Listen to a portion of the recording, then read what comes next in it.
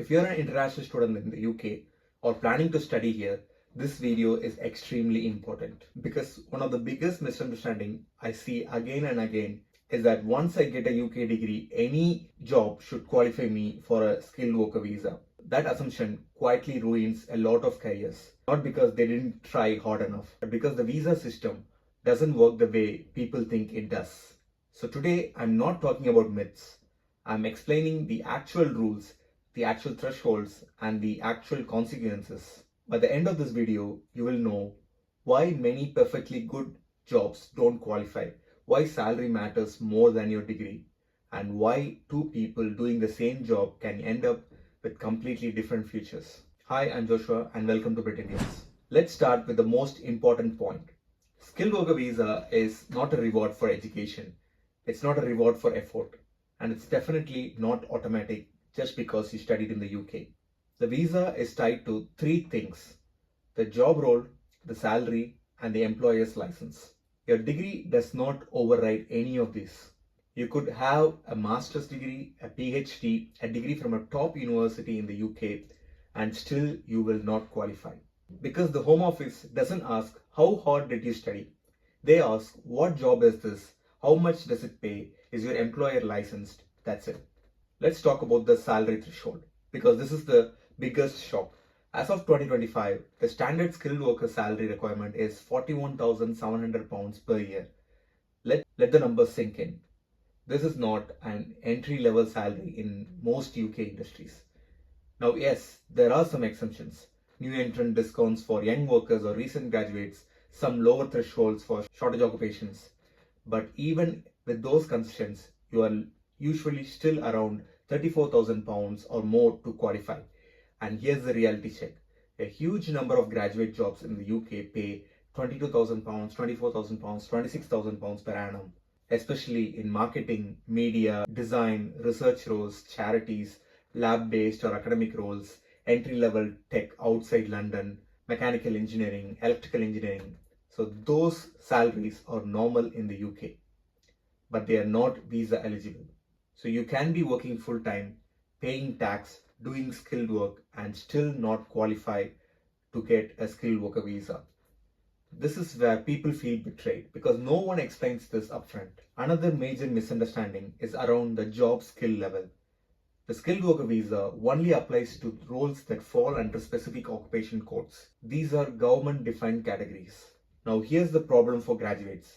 A job can require a degree, use your skills, be intellectually demanding, and still not count for visa purposes.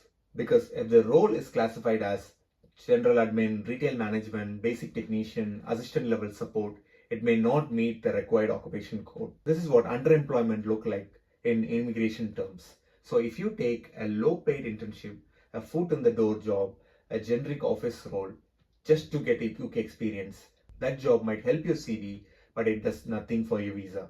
When your post-study work visa ends, that role won't save you. This part is hard to hear, but it's important. The visa system doesn't care where you studied, how prestigious your university is, how high your grades were.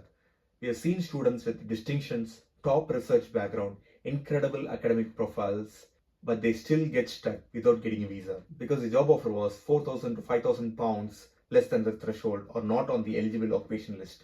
There's no flexibility, there's no negotiation, there's no, but they are really good. If the job doesn't meet the criteria, the answer is no. This is why people say, I did everything right and still I had to leave the UK. And they are telling the truth because that's how the reality is. Let me give you a very real scenario. You're an international graduate. Your British classmate graduates with you. You both get hired as an electrical engineer. Same role, same responsibility, same salary, £28,000 per year. You both work hard. You both perform well. 2 years later, your graduate visa ends. Your classmate stays. No paperwork, no stress, no deadlines. You, however, do not qualify for sponsorship because your salary is too low. You now have three options: get a promotion fast, switch to a shortage role, or leave the UK. Let me ask you something. Who do you think will they give a promotion faster? Will you be able to climb to a ladder of £35,000 or £36,000 per year within a matter of 2 years from £28,000? In reality, it is really hard.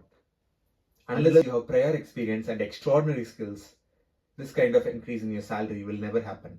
This happens all the time in academia, research, and early career tech roles. The reason this hurts so many people is simple. Universities talk about graduate outcomes, employability, UK work experience, but they don't separate employment from immigration eligibility. You can be employed and still not be sponsorable. Those are two very different things. And unless you understand the difference early, you lose time. And time is the one thing you don't have on a graduate visa. Here's the key message. Not all graduate jobs lead to sponsorship. Not all skilled jobs qualify. And not all hard work results in a visa. This doesn't mean the UK is impossible. It means you must be strategic, not hopeful. Before taking a role, ask, does this job meet salary threshold? Is this role sponsor eligible? Does this employer actually sponsor? If the answer is no, be honest with yourself about what that job can and cannot give you.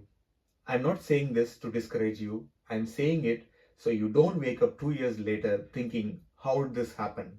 I hope this video is useful for you. If you like the video, hit the like button, share the video, and subscribe to the channel. We'll meet in next video. Until then, goodbye. Cheers.